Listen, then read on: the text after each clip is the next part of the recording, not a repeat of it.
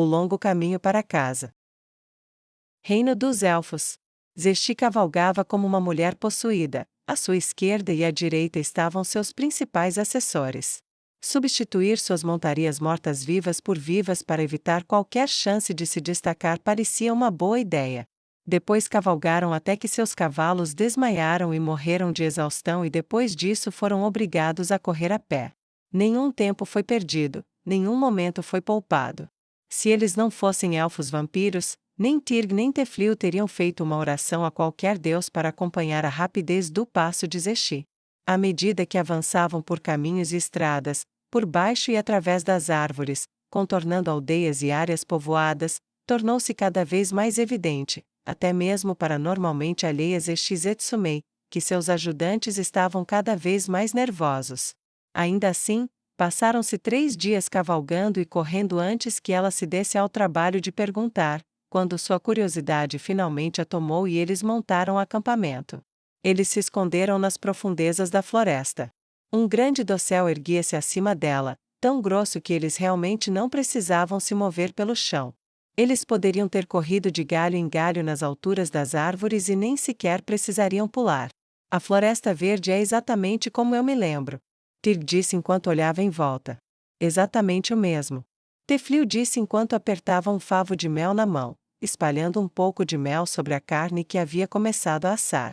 Há quanto tempo você não via esse lugar? Zesti perguntou enquanto colocava um tronco no lugar para servir de assento.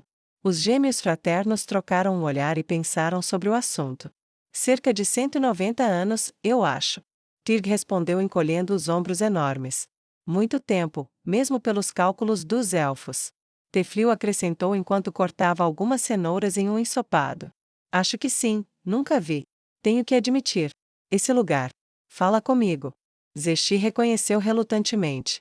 O mesmo acontece com todos nós, como as montanhas para os anões, é aqui que deveríamos estar. Teflil disse enquanto limpava a faca e a colocava de volta em uma de suas muitas bolsas.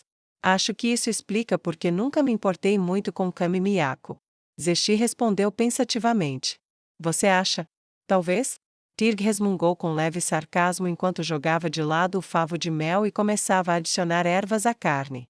Lago Crescente é algo muito diferente. Teflil disse com orgulho enquanto se acomodava em seu próprio tronco. Diferente como? Uma cidade é uma cidade, não é? Zesti perguntou de passagem. Droga, Tirg. O que quer que você esteja fazendo com aquela carne? É uma obra de arte. Nunca senti um cheiro tão bom em um acampamento antes. Ela inalou o cheiro e o segurou como se não quisesse deixá-lo escapar. Peros selvagens, não acho que eles existam em terras humanas, ou se existem, devem ser raros porque nunca os vi. Ele respondeu com um sorriso que exibia suas presas com destaque. Posso não precisar mais comer, mas ainda gosto do cheiro e ainda sei como prepará-lo. Ele tinha uma expressão orgulhosa e até arrogante no rosto enquanto virava a carne repetidamente. E para responder à sua pergunta, não. É a única cidade verdadeiramente élfica no mundo, até onde eu sei, quero dizer, temos outras cidades grandes, muitas aldeias, mas Lago Crescente é diferente de qualquer outra. Ok, com toda essa sua conversa, é melhor que seja. Zesti respondeu maliciosamente. Agora, obrigada por cozinhar e tudo, mas corte-me um pedaço disso, não aguento mais esperar. Um momento depois ela estava mastigando com entusiasmo enquanto Teflil pegava um ensopado e o entregava a Zesti. Eu não sou a cozinheira que você é, mas ei, o que eu faço é comestível e é melhor do que passar fome. Suponho que você saiba um pouco sobre isso? Zesti disse maliciosamente. Sim, nós sabemos. Teflil respondeu infeliz, enquanto olhava para os restos da refeição que havia preparado. É parte da razão pela qual gostamos do nosso estado vampírico, mesmo quando éramos seres caçados, era melhor isso do que seres famintos. Tirg acrescentou com uma curva triste nos lábios que era uma espécie de sorriso irônico. Como isso aconteceu, afinal? Nunca ouvi nenhum relato de vampiros vivendo no reino dos elfos. Zesti perguntou enquanto mergulhava o pão no ensopado. Tirg pegou seu martelo e girou a arma de 2 mãos preguiçosamente em uma das mãos. Simples, na verdade, antes do início da guerra, fomos vendidos aos humanos como escravos, mas naquela época a segurança não era exatamente fantástica. embora não tivéssemos exatamente um calendário para confirmar isso para nós. Tirg sorriu um pouco com humor e Teflil atendeu. Nós nos perdemos e acabamos nas mãos de um vampiro. Se fossemos humanos, tenho certeza que ele teria nos matado, mas acho que a novidade de ter alguns elfos servindo ele foi suficiente, então ele nos transformou. Fomos seus escravos por um tempo, aprendemos com ele, mas então algo estranho aconteceu. Estranho? Zesti perguntou, de repente intrigada. Ela se inclinou um pouco para a frente enquanto terminava o pão, o ensopado e colocava a tigela de lado. Sim, disse Tirg. Veja, estávamos morando em uma caverna atacando viajantes, e então um viajante aparece e paga meu mestre para transformá-lo. Nunca vi isso acontecer antes, pagou o suficiente para conseguirmos algumas viagens disfarçados para uma cidade humana. A vida melhorou para ele. Mas então um dia alguns aventureiros apareceram e o mataram, e ficamos sem mestre novamente. Mas ainda muito, muito fortes. Bem, parece que vocês tiveram sorte. Zesti respondeu. Muita. Os irmãos concordaram bruscamente. Ainda assim, era uma existência tensa até que o rei feiticeiro apareceu, e sua papa começou a seguir o exemplo dele. Tirg acrescentou. Alguém em Lago Crescente que você precisa resgatar pessoalmente? Zesti perguntou enquanto pensava sobre isso. Eu duvido. Teflil disse tristemente enquanto olhava para as chamas. Não éramos de uma cidade de reféns. Bem, se tudo der certo depois que chegarmos a Kami-Miyako, ninguém será de uma cidade de reféns. Zesti disse com um sorriso selvagem. 2 sorrisos muito cheios de presa saudaram essa declaração. Crossroads. Os olhos de Moira se abriram lentamente, e murmúrios baixos passaram por seus lábios. Está quente. Estou com calor. Ela pensou com uma consciência crescente. Tudo ainda estava escuro como breu na sala. Houve um leve som de água caindo lá fora. Normalmente as paredes finas do prédio barato pouco faziam para impedir a entrada do frio que tomava conta da cidade, então o calor que ela sentia era um alívio bem-vindo. Foi quando ela percebeu que suas mãos estavam tocando a carne. A vibração de seus olhos se abriu e ela percebeu que não eram apenas suas mãos, ela sentiu a pele contra toda a frente de seu corpo. Ela estendeu a mão e tocou a cabeça. A memória voltou à tona. Oh, certo. Ela sussurrou no escuro. Rascal, Rascos e eu. Ela corou ao se lembrar da obscenidade da noite anterior. Tinha sido divertida, imprudente e entusiasmada, uma decisão impulsiva que ela tomou conforme o calor da bebida que compartilhavam, e o desespero urgente de suas condições atingiu o alvo e pegou fogo em ambos. Ele estava respirando pesadamente, profundamente em seu sono.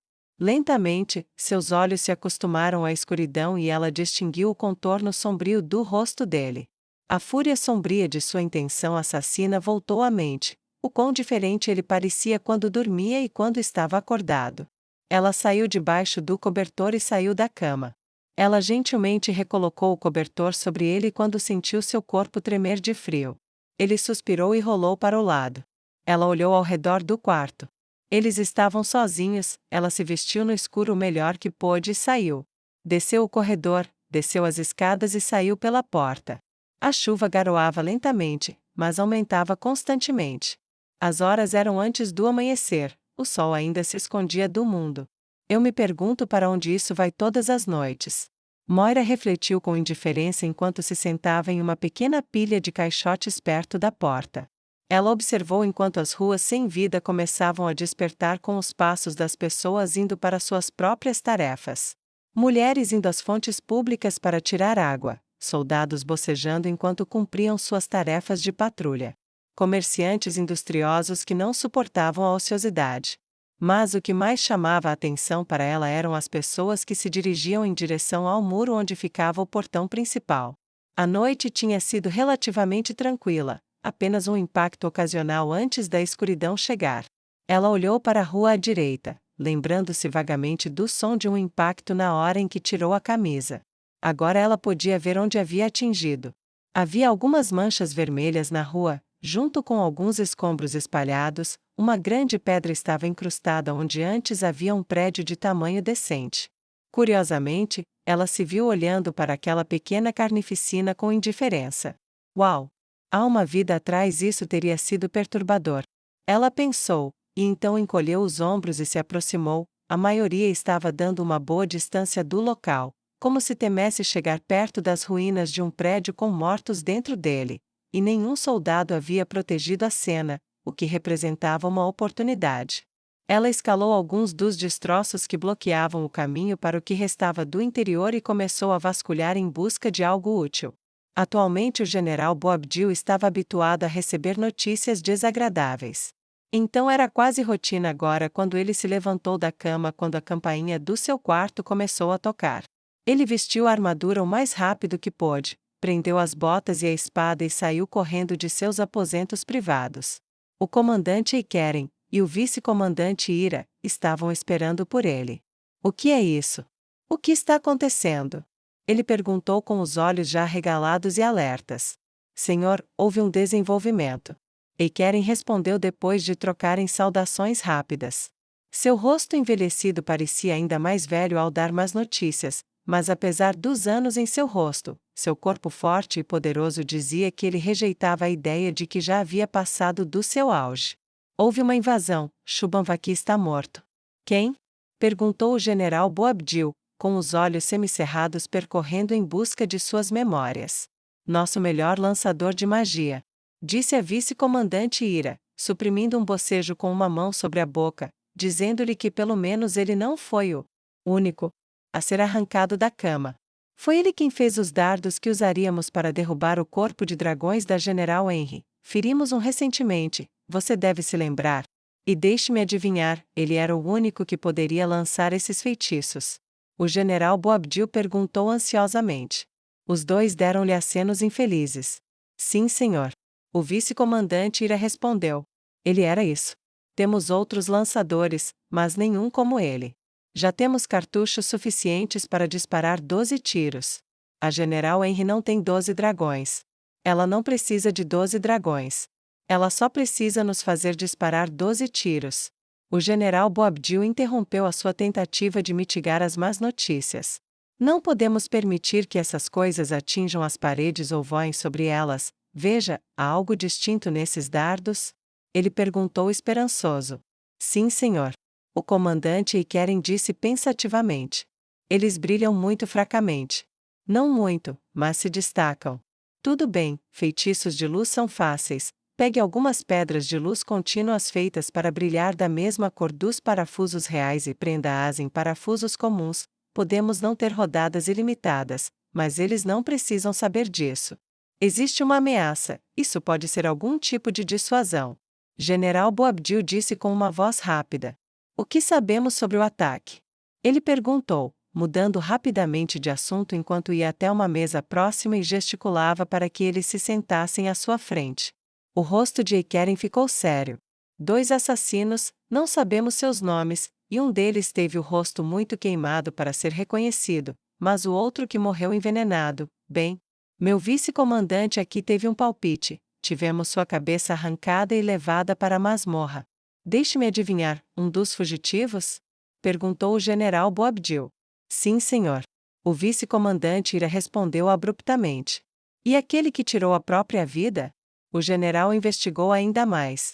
Também um. O comandante Eiqueren respondeu imediatamente.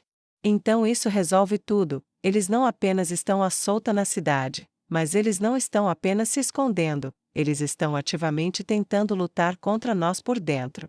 Derrubar nosso lançador de magia foi um golpe forte, na verdade estou mais impressionado do que zangado. Se toda a humanidade fosse assim, teríamos sido a raça dominante há séculos. General Boabdil disse com uma voz reflexiva. Senhor? Isso é realmente apropriado?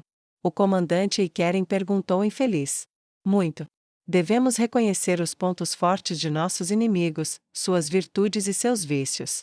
Somente em histórias tolas os vilões e monstros são todos idiotas irredimíveis.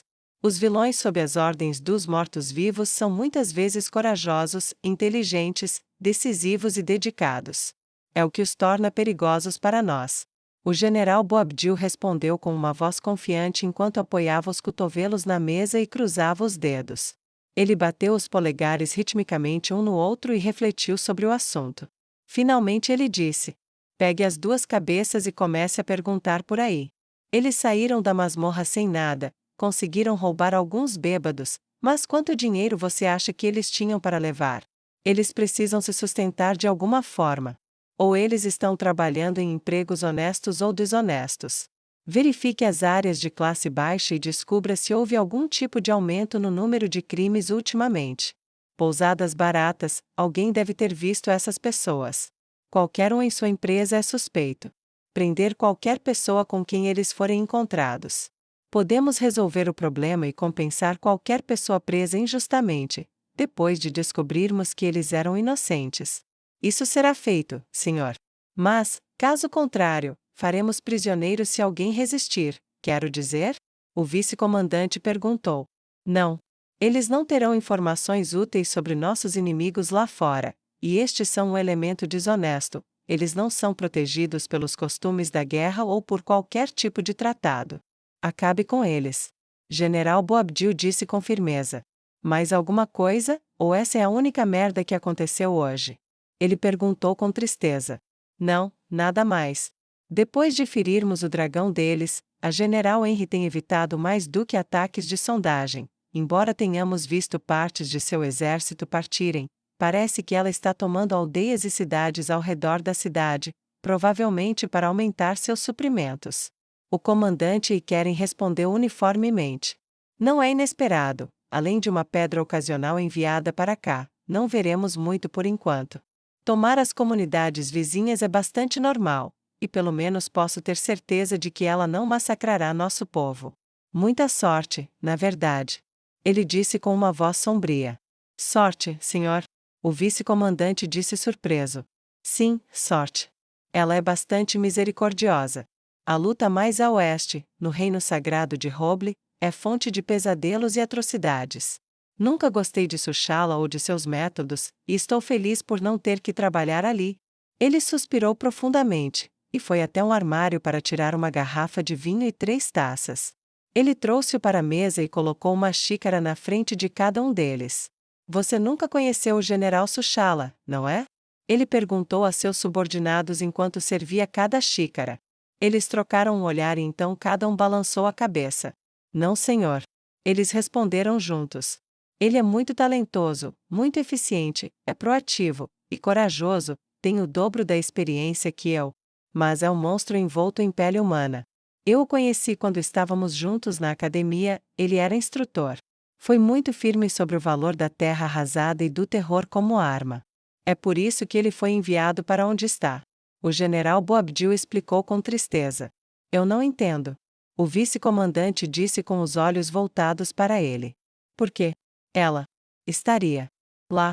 Esse seria o seu teatro de operações, ou pelo menos foi o que todos imaginaram, e acertaram.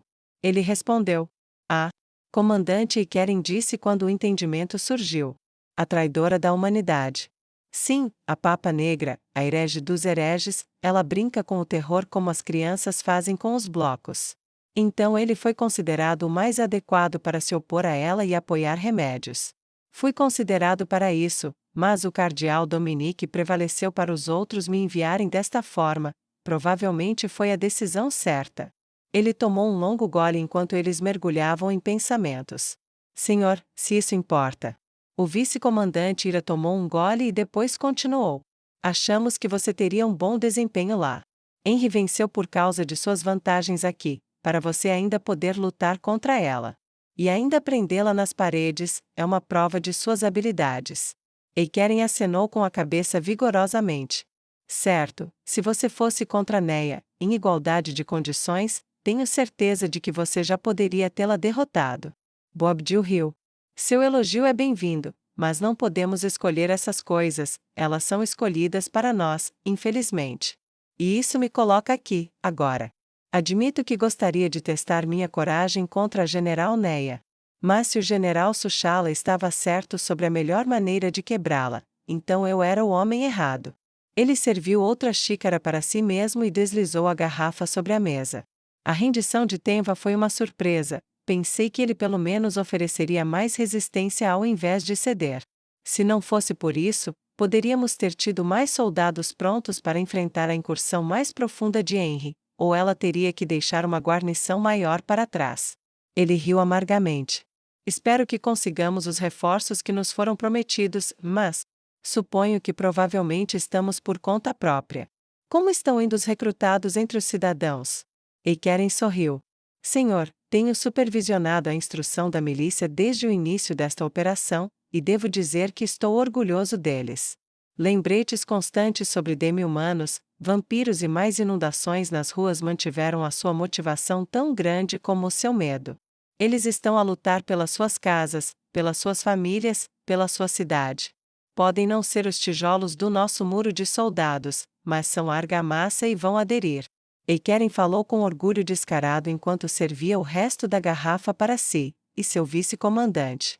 Bom, eu quero eles em serviço o mais rápido possível. Quando a General Henry olhar para essas paredes, eu quero que ela veja fileiras e mais fileiras de aço brilhante que reflete tão intensamente no sol que quase a cega. O General Boabdil disse e se levantou. Eles responderam e fizeram saudações rápidas, antes de partir e deixá-lo sozinho. O que eu não daria por apenas uma boa noite de descanso.